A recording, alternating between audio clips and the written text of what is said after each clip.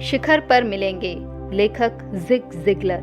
C you at the top by Zig Ziglar. खंड 5 अध्याय 1 भाग 4। हरा वो बढ़ता हुआ। जब मैं न्यूयॉर्क शहर में डेल कार्नेगी संस्थान में प्रशिक्षक था तो मुझे एक बहुत अच्छे सेल्समैन से मिलने का मौका मिला जिसकी उम्र 60 वर्ष से अधिक थी। उसका नाम एड ग्रीन था और वो विज्ञापन की दुनिया में वास्तविक झूठी आशाएं बेचता था। उसकी आय प्रतिवर्ष $75,000 से अधिक थी, जो आज की अर्थव्यवस्था के अनुसार 12,05,000 के बराबर होगी। एक रात कक्षा में मैंने एड को बातचीत में लगा लिया और उससे काफी साफ तौर से पूछा कि वो ऐसी कक्षा में क्या कर रहा था जिसे 3 आदमी पढ़ा रहे थे, जिनकी संयुक्त आय भी उसकी आय से कम थी। उसने मुस्कुराकर जवाब दिया, जिग, मैं आपको एक छोटी सी कहानी सुनाऊं। जब मैं लड़का था तो मेरे पिता मुझे हमारा बगीचा दिखाने ले गए। मेरे पिता शायद उस समुदाय के सर्वश्रेष्ठ माली थे। वे बगीचे में मेहनत करते थे, उसे प्यार करते थे और उस पर गर्व करते थे। जब हमने बगीचे का दौरा समाप्त कर लिया तो मेरे पिता ने मुझसे पूछा कि मैंने इस दौरे से क्या सीखा। एड मुस्कुराया और बोलता रहा कि मैं केवल ये देख पाया कि मेरे पिता के बगीचे में बहुत मेहनत लगी है। इस बात पर मेरे पिता कुछ अधीर हुए और उन्होंने कहा, बेटे, मैं उम्मीद करता हूँ कि तुम देख पाओगे कि जब तक सब्जियां हरी थीं वे बढ़ रही थीं, परंतु जब वे पक गईं तो सड़ना शुरू हो गईं। एड ने कहानी ये कहते हुए समाप्त की कि जिग, आपको मालूम है, मैं उस कहानी को कभी नहीं भूलता। मैं इस कक्षा में आया क्योंकि मैंने सोचा कि मैं कुछ सीखूंगा। अगर मैं आपसे पूरी ईमानदारी से कहूँ तो मैंने कक्षा में कुछ ऐसा सीखा जिसकी वजह से मैं हजारों डॉलर कमीशन देने वाले एक सौदे को निपटा पाया। मैं उस सेल के लिए 2 साल से भी अधिक समय से कोशिश कर रहा था। इसके कमीशन से मेरे द्वारा अपने पूरे जीवन में लिए गए सेल्स प्रशिक्षणों का खर्चा निकल गया। स्वाभाविक रूप से एड ग्रीन जैसे आदमी से समर्थन में गवाही पाना स्फूर्तिदायक था। हमने बातचीत जारी रखी और मैंने बताया कि उसकी प्रतिक्रिया से मुझे कितनी खुशी हुई। मैंने ये भी उल्लेख किया कि कक्षा के नौजवान सदस्यों में से एक ने उससे शिकायत की थी। मैंने ये सब बातें सुन रखी हैं और कक्षा से कुछ भी हासिल नहीं हो रहा है। एड ने गौर किया कि उस नौजवान के साथ दृष्टिकोण की समस्या थी। फिर उसने इससे मेल खाती एक रोचक बात कही, जिग, मेरी शादी हुए 40 साल से अधिक हो गए हैं और जब मेरी पत्नी मुझसे चुम्बन लेने के लिए कहती है तो मैं ये अच्छी तरह से जानता हूँ कि ये कैसे होगा, परंतु मैं फिर भी इसका आनंद लेता हूँ। जीवन के खेल में ऐसी चीजों को जिससे कि बढ़ोतरी हो अपने दिमाग में डालने के लिए निरंतर तलाश करके आप जीने के लिए और सीखने के लिए जोश बरकरार रख सकते हैं। पीटर ड्रकर ने इसे इस प्रकार व्यक्त किया है, ज्ञान को बराबर सुधारना पड़ता है, चुनौती देनी पड़ती है और बढ़ाना पड़ता है, अन्यथा ये खत्म हो जाता है। क्रिया प्रतिक्रिया। अगला उदाहरण इस पुस्तक में सबसे उस महत्वपूर्ण बात की ओर इशारा करता है। मिस्टर बी उसकी कंपनी में हो रही चीजों के ढंग से संतुष्ट नहीं था। उसने एक बैठक बुलाई और कहा, अब साथियों, हमें सुव्यवस्थित होना है। आप में से कुछ काम पर देरी से आते हैं और कुछ जल्दी आ जाते हैं और कुछ देरी से आते हैं और जल्दी चले जाते हैं, क्योंकि आप में से कुछ लोग अपने काम की पूरी जिम्मेदारी स्वीकार नहीं करते। अब कंपनी के प्रेसिडेंट के रूप में मैं इसे मान्यता देने जा रहा हूं, क्योंकि मुझे आपके लिए एक मिसाल कायम करनी चाहिए। इसलिए मैं जो कुछ करने जा रहा हूं वो इस प्रकार है। अब से मैं यहाँ पर जल्दी आऊंगा, मैं देर तक रुकूंगा। जो भी चीज मैं करूंगा उसमें मैं एक मिसाल बनना चाहूंगा। अगर मेरी मिसाल अच्छी है तो आपसे उसका अनुसरण करने की आशा की जाएगी। अगर ये अच्छी नहीं है और आपने इसका अनुसरण किया तो मैं समझ जाऊंगा हमारी कंपनी अच्छी है और भविष्य उज्जवल दिखाई देता है। यदि हम में से हर कोई अपना काम ठीक से संभाले और अपनी ओर से सर्वश्रेष्ठ काम करे। बहुत से लोगों की भांति मिस्टर बी के इरादे नेक थे, परंतु कुछ ही दिनों बाद वो कंट्री क्लब में एक लंच मीटिंग में इतना लीन हो गया कि समय को भूल गया। जब उसने अंततः अपनी घड़ी पर नजर डाली तो वो भौचक्का रह गया। उसने अपनी कॉफी का कप लगभग गिराते हुए कहा, ओह, मुझे 10 मिनट में वापस ऑफिस पहुंचना है। वो उछला, पार्किंग की ओर भागा, अपनी गाड़ी में कूदा और तीर की तरह चल पड़ा। वो लगभग 90 मील प्रति घंटे की रफ्तार से चल रहा था कि कानून की लंबी बाजू ने दृश्य में प्रवेश किया और उसे बुरी तरह फटकार लगाई व दंडित करने हेतु टिकट काट दिया। मिस्टर बी बौखलाया हुआ था। अपने आप से बड़बड़ाते हुए उसने कहा, ये वाकई अजीब बात है। मैं एक शांत, टैक्स अदा करने वाला, कानून मानने वाला नागरिक हूँ जो अपने काम से काम रखता है। और ये आदमी आकर मुझे टिकट थमा रहा है।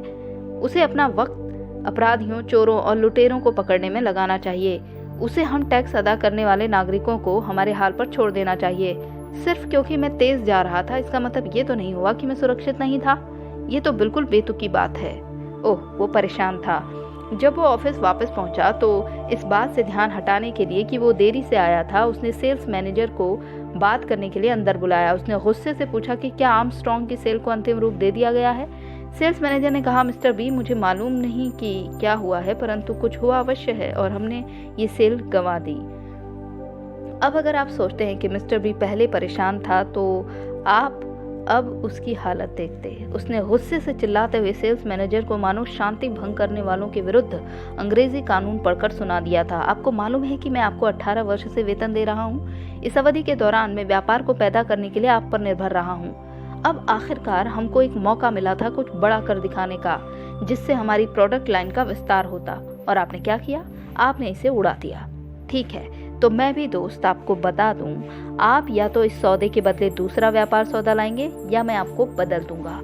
सिर्फ इसलिए कि आप यहाँ पर 18 वर्ष से हैं, इसका मतलब ये नहीं है कि आपका जीवन भर का ठेका हो गया है। ओह, वो वाकई परेशान था। इसी तरह वो था। परंतु अगर आप सोचते हैं कि मिस्टर बी परेशान था तो आपको उसके सेल्स मैनेजर को देखना चाहिए था। वो ऑफिस से बाहर बड़बड़ाता हुआ आया। क्या ये कोई बात ही नहीं है? 18 वर्ष से मैंने इस कंपनी के लिए जी तोड़ मेहनत की है। कंपनी की सफलता और बढ़ोतरी मेरी वजह से होती है, क्योंकि मैं व्यापार के नए सौदे लाता हूँ। मेरी वजह से कंपनी टिकी हुई है और चल रही है। मिस्टर बी तो सिर्फ दिखाने के लिए प्रमुख है। यदि मैं नहीं होता तो कंपनी कभी बेमोल बिक जाती। और अब सिर्फ क्योंकि मैंने एक सेल गंवा दी, वो सस्ते और भद्दे तरीके पर उतर आया और मुझे नौकरी से निकाल दी। ये ठीक नहीं है। अपने आप से बड़बड़ाते हुए सेल्स मैनेजर सेक्रेटरी को अंदर बुलाता है और पूछता है, मैंने जो आपको सुबह 5 पत्र दिए थे, क्या वे पूरे हो गए? उसने जवाब दिया, नहीं। क्या आपको याद नहीं, आपने मुझसे कहा था कि सब कुछ छोड़ पहले हिलर्ड वाले खाते को निपटाओ। मैं वही कर रही हूँ। अब सेल्स मैनेजर बरस पड़ा, मुझे बेकार के बहाने मत सुनाओ।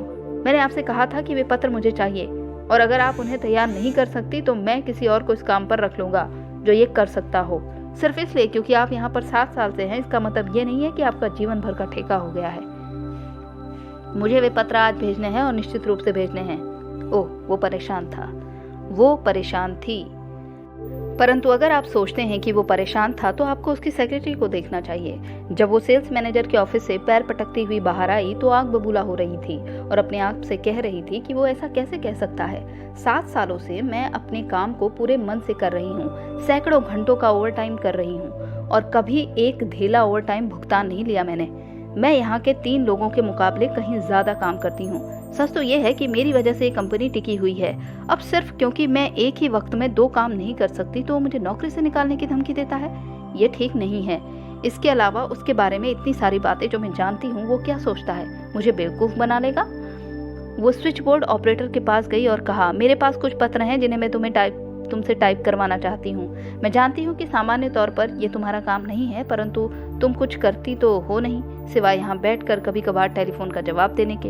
इसके अलावा ये एक आपातकालीन परिस्थिति है और मुझे ये पत्र आज भेजने हैं। यदि तुम नहीं कर सकती तो मुझे बताओ, मैं किसी और को रख लूंगी जो ये कर सकती हो। ओह, वो परेशान थी और उसने सब लोगों को इसे जता दिया। वो भी परेशान थी। परंतु अगर आप सोचते हैं कि वो परेशान थी तो आप स्विच बोर्ड ऑपरेटर को देखते। वो आपे से बाहर थी। ये तो हद ही हो गई। उसने कहा, मैं स्टाफ में सबसे ज्यादा काम करने वाली और सबसे कम वेतन पाने वाली सदस्य हूँ। मुझे 4 चीजें फौरन करनी पड़ती हैं और वे एक भी चीज नहीं करते, उल्टे कॉफी पीते रहते हैं। सिर्फ कभी कभार कोई काम करते हैं और जब भी कोई काम पिछड़ता है तो मदद करने के लिए मुझे बुलाते हैं। ये ठीक नहीं है। ये मुझे हटाने के बारे में जो कूड़ा कचड़ा कहा है, ये वाकई एक मजाक है, क्योंकि मुझे अकेली को ये मालूम है कि यहाँ क्या चल रहा है। यदि मैं नहीं होती तो कंपनी कभी की खत्म हो चुकी होती। सिर्फ इतना ही नहीं, बल्कि वे जानते हैं कि मेरा कार्य करने के लिए उन्हें मेरे से दुगने वेतन पर भी कोई नहीं मिलेगा। उसने पत्र टाइप कर दिए, परंतु वो सुलगती रही। जब वो घर वापस पहुंची तब भी उसमें धुआं उठ रहा था। वो घर के अंदर गई, धमाके के साथ दरवाजा बंद किया और कमरे में आ गई। पहली चीज जो उसने देखी वो थी उसका 12 वर्षीय पुत्र फर्श पर लेटकर टेलीविजन देख रहा था।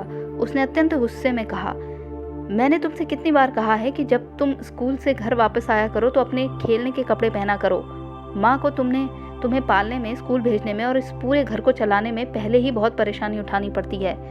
अब तुम अभी ऊपर जाओ, तुम्हें आज रात को खाना नहीं मिलेगा और अगले 3 हफ्तों तक कोई टेलीविजन नहीं। ओह, वो परेशान थी। बिल्ली को लात मारना। परंतु अगर आप सोचते हैं कि वो परेशान थी तो आप उसके 12 वर्षीय पुत्र को देखते। वो पैर पीटता हुआ और ये कहता हुआ कमरे से बाहर निकल गया कि ये ठीक नहीं है। मैं माँ के लिए कुछ कर रहा था, परंतु उसने मुझे ये बताने का मौका ही नहीं दिया कि क्या हुआ था। ये एक दुर्घटना थी और किसी के साथ भी हो सकती थी। उसी समय उसकी पालतू बिल्ली उसके सामने से गुजरी। यही उसकी गलती हो गई। लड़के ने उसे जोर से लात मारते हुए कहा, तुम यहाँ से निकल जाओ, तुम किसी काम की नहीं हो। स्पष्ट रूप से बिल्ली इन घटनाओं की श्रृंखला में शामिल अकेली ऐसी कलाकार थी जो घटनाओं को बदल नहीं सकती थी। और इस पर मैं बहुत सरल सवाल पूछता हूँ, क्या ये कहीं बेहतर नहीं होता अगर मिस्टर बी सीधे कंट्री क्लब से स्विचबोर्ड ऑपरेटर के घर जाते और खुद बिल्ली को लात मार देते? अब एक दूसरा महत्वपूर्ण सवाल, आपने हाल ही में किसकी बिल्ली को लात मारी? मेरे प्रश्न का उत्तर देने में आपकी मदद करने के लिए आइए हम स्थितियों पर की जाने वाली प्रतिक्रियाओं की एक श्रृंखला पर नजर डालें। आप विनोदशीलता पर किस प्रकार प्रतिक्रिया करते हैं? मुस्कुराहट पर आपकी प्रतिक्रिया कैसी होती है? प्रशंसा पर, सहमत हो जाने वाले लोगों के प्रति आपकी प्रतिक्रिया कैसी होती है? जब आप कोई सेल कर लेते हैं या जब लोग आपके प्रति अच्छे, खुशगवार और शालीन हो तो आप किस तरह प्रतिक्रिया करते हैं? आपकी एक खूबसूरत दिन पर या आपकी ज़रूरतों का विनम्र ढंग से ख्याल रखने वाली सेविका के प्रति कैसी प्रतिक्रिया होती है? मैं शर्त लगा सकता हूँ कि आप खुशगवार होते हैं, बदले में मुस्कुराते हैं एवं शालीन होते हैं। आप इन सब चीज़ों के प्रति कृतज्ञ होते हैं और वे आपको एक मित्रवत व्यक्ति बनाती हैं। परंतु इसके लिए आपको धेले भर का भी श्रेय नहीं मिल सकता। आपको मालूम है, हमारे द्वारा अभी बताई गई परिस्थितियों में कोई भी व्यक्ति अनुकूल व्यवहार कर सकता है। आप और बेलबूटों में घूमने वाला। आप अशिष्टता, क्रोध, कटाक्ष, अस्वीकृति अथवा एक धीमी अशिष्ट सेविका के प्रति किस तरह की प्रतिक्रिया करते हैं? आप ट्रैफिक के कारण होने वाली देरी या एक ठंडे निरस दिन पर कैसी प्रतिक्रिया करते हैं? जब कोई व्यक्ति आप पर अकारण फट पड़ता है तो क्या आप भी वापस फट पड़ते हैं? क्या आप स्वयं को दूसरों के द्वारा उनके स्तर पर लाने देते हैं या आप समझते हैं कि उस घटना का आपसे कोई लेना देना नहीं है? किसी अन्य व्यक्ति ने रुककर उनकी बिल्ली को लात मार दी होगी। आप तो सिर्फ संयोगवश लाइन में अगले व्यक्ति पड़ गए। जब आपके पीछे कोई ड्राइवर बराबर जोर से हॉर्न बजाए जाता है, बावजूद इसके कि ट्रैफिक दोनों दिशाओं में 1 मील तक रुका हुआ है, तो आप क्या करते हैं? क्या आप घूमकर उसकी ओर गंदी नज़र से देखते हुए उस पर मुक्का तान देते हैं? क्या आप स्वयं को उसके द्वारा उसके स्तर तक खींच लिए जाने देते हैं? या आप मुस्कुराते हैं और कहते हैं, सिर्फ इसलिए कि किसी व्यक्ति ने उसकी बिल्ली को लात मार दी है, ये मेरे लिए कोई वजह नहीं है कि मैं उसके द्वारा अपनी बिल्ली को लात मारने दूं। जब आपकी पत्नी या पति आप पर कोई कुंठा निकालने लगता है तो आप किस प्रकार की प्रतिक्रिया करते हैं? आप पदोन्नति के लिए पीछे छोड़ दिए जाने पर, ए के बजाय सी ग्रेड पाने पर, कोई सेल गंवा देने पर, मिस्टर बी द्वारा तिरस्कार किए जाने पर, टीम में या क्लब प्रेसिडेंसी में ना चुने जाने पर किस प्रकार की प्रतिक्रिया करते हैं? आपकी नकारात्मक बिल्ली को लात मारने वाली स्थितियों में प्रतिक्रिया बहुत हद तक जीवन में आपकी सफलता और खुशी को निर्धारित करेगी। बेलबूटों में व्यर्थ घूमने वाला निकम्मा, समुदाय का नेता, सर्वश्रेष्ठ विद्यार्थी, स्वनिर्मित लखपति एवं वर्ष की सर्वाधिक सम्मानित महिला, इन सब में एक बहुत बड़ी बात एक जैसी है। हर कोई कुंठा, गहन खिन्नता, निराशा, मायूसी और पराजय का सामना करता है।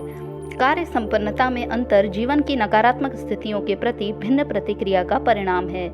निकम्मे ने यह कहकर प्रतिक्रिया की, बेचारा मैं, और शराब पीकर अपनी समस्याओं को भुलाने की कोशिश में अपनी शराब में डूब गया।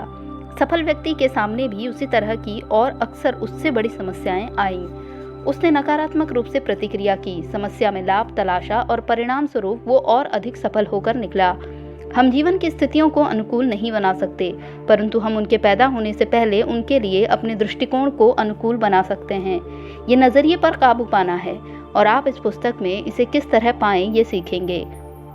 आप सीखेंगे कि अधिकांश मामलों में जब कोई व्यक्ति आप पर बेवजह फट पड़ता है तो ऐसा इसलिए होता है क्योंकि किसी अन्य व्यक्ति ने उसकी बिल्ली को लात मार दी है।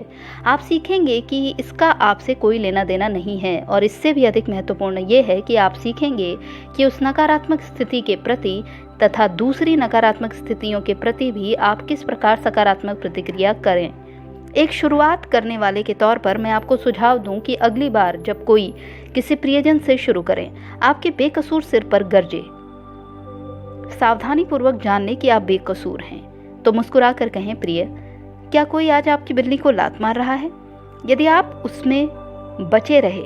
बचे रहेंगे तो आप थोड़ा सा परिवर्तन करके सामान्य जन की ओर बढ़ सकते हैं। जब कोई अनजान या हल्की फुल्की जान पहचान वाला व्यक्ति आपको अकारण चबाने लगे, ध्यान रहे और जान दें कि आप निर्दोष हैं, तो सिर्फ मुस्कुराएं और कहें, मुझे आपसे एक विचित्र सवाल पूछना है, क्या आज कोई आपकी बिल्ली को लात मार रहा है?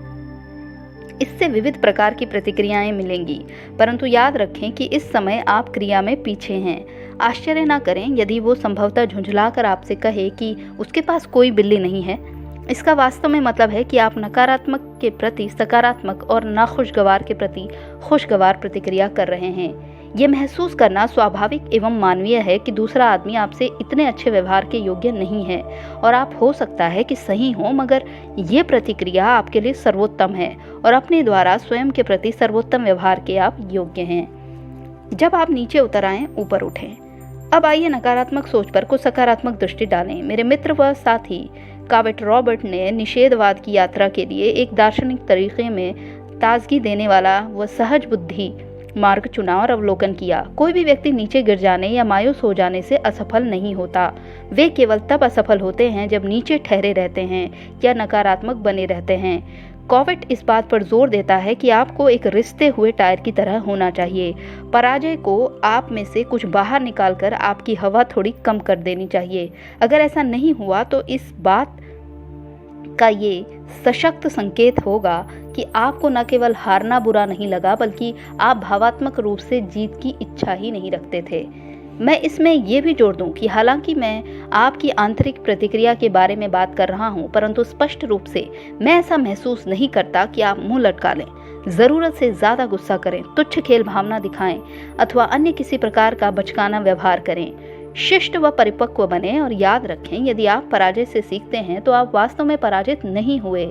इस नए नजरिए के साथ इस बात की प्रबल संभावनाएं हैं कि अगले मुकाबले के बाद आप विजेताओं के क्षेत्र में प्रवेश कर लेंगे। अपने अंदर की प्रतिभा का पूरी तरह उपयोग करने के लिए आप में भावोत्तेजक होने की क्षमता होनी चाहिए। साफ कहूं तो मेरे लिए यह हमेशा एक पहेली रही कि थोड़ा सा मायूस होने पर कोई भी व्यक्ति ये क्यों सोचने लगता है कि उससे कोई बहुत बड़ी गलती हो गई है और उसमें अपराध भावना, शंका एवं स्वयं को दोष देने की भावना पैदा हो जाती है। ये बिल्कुल स्वाभाविक स्थिति है एवं एकदम ठीक है। तथापि मुझे इस बात पर जोर देना है कि भले ही नीचे उतरना सामान्य और बिल्कुल ठीक हो, परंतु उसी तरह रुके रहना ना तो सामान्य है और ना ही ठीक है। तो जब आप नीचे गिर गए तो ऊपर किस तरह उठते हैं? पहले, पहचान लें कि आप नीचे हैं। दूसरे, समझ लें कि कभी कभी कुछ स्थितियां निराशाजनक होती हैं।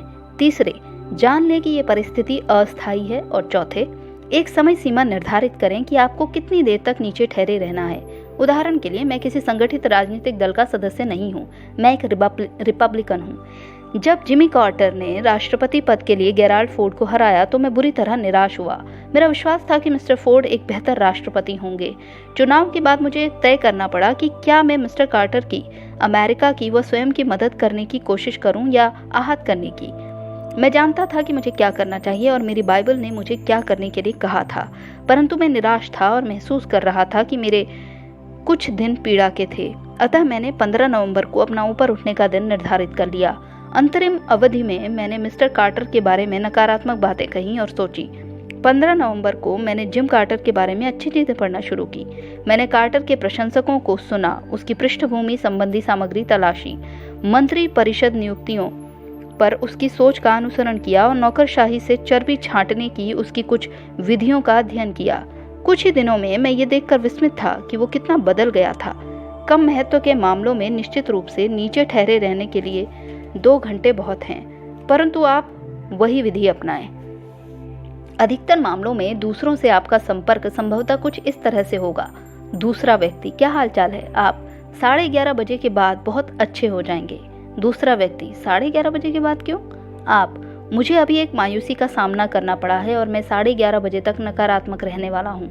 दूसरा व्यक्ति, आपका मतलब है कि आप 11:30 बजे तक नकारात्मक रहने वाले हैं और फिर उसके बाद आप सकारात्मक हो जाएंगे। आप, हाँ, आप ठीक कह रहे हैं। दूसरा व्यक्ति, ये तो बेतुकी बात है। अगर आप 11:30 बजे सकारात्मक होने वाले हैं तो अभी सकारात्मक क्यों नहीं हो जाते? आप, ठीक है, आपने मुझे इस विषय पर अपने विचार बता दिए, धन्यवाद। बेतुका, हाँ, और हास्यास्पद भी, परंतु ये उपाय कारगर है क्योंकि आप अपनी समस्याओं पर हंस रहे हैं बजाय उनके बारे में चिल्लाने के। मुझे विश्वास है कि इस उदाहरण से आपको मेरे वक्तव्य को स्वीकारने में मदद मिलेगी कि समाधान निराशाजनक नहीं होते। एक प्रसिद्ध पेंटिंग में शैतान को एक नौजवान के साथ शतरंज खेलते दिखाया गया है। शैतान ने अभी अपनी चाल चली है और नौजवान के बादशाह की शह होती नजर आ रही है। नौजवान के चेहरे पर पूरी तरह पराजय और विषाद यानी दुख के भाव छाए हुए हैं। एक दिन शतरंज का महान विद्वान पॉल खड़ा हुआ और उस पेंटिंग को देख रहा था। उसने बोर्ड पर स्थितियां ध्यान से देखी और अचानक उसका चेहरा चमक उठा। उसने पेंटिंग में बने नौजवान से कहा, कोशिश मत छोड़ो, तुम्हारे पास अभी भी एक चाल है, आपके पास भी हमेशा एक और चाल होगी। मैं आपको एक सार की बात बताऊं, नजरिया संक्रामक होता है, ये फ्लू की तरह है। यदि आप फ्लू चाहते हैं तो आप किसी ऐसे व्यक्ति के पास जाते हैं जिसे फ्लू है और ये आपको मिल जाता है। जब कभी भी आप किसी चीज को पकड़ना चाहें तो वो वहां जाएं जहां पर वो प्रचलित हो। यदि आप सोचने का सही ढंग पकड़ना चाहते हैं तो आप वहां जाएं जहां पर वो विद्यमान है। उन लोगों के पास जाना शुरू करें जिनके पास सोचने का सही ढंग है। अगर सही लोग हमेशा उपलब्ध नहीं हैं तो सही पुस्तक पढ़ें अथवा किसी ओजस्वी वक्ता की रिकॉर्डिंग सुनें। आज की दुनिया में मैं जो आपको समझा रहा हूँ उससे वस्तुतः हर कोई सहमत है। अध्यापक, प्रशिक्षक, डॉक्टर, सेल्स मैनेजर, माताएं आदि सब सहमत हैं कि सोचने का सही ढंग महत्वपूर्ण है। प्रश्न ये है कि इसे हम पाएं कैसे और फिर बाहरी परिस्थितियों, लोगों और मौसम आदि से इसे बेअसर कैसे बनाए रखें। मुझे खुशी है कि आपने ये पूछा। जवाब अगले 2 अध्यायों में है। तो दोस्तों, यहाँ पर खंड 5 का अध्याय 1 समाप्त होता है। मैं कल आपके लिए खंड 5 का अध्याय 2 लेकर आऊंगी। तब तक के लिए आप अपना ख्याल रखिए।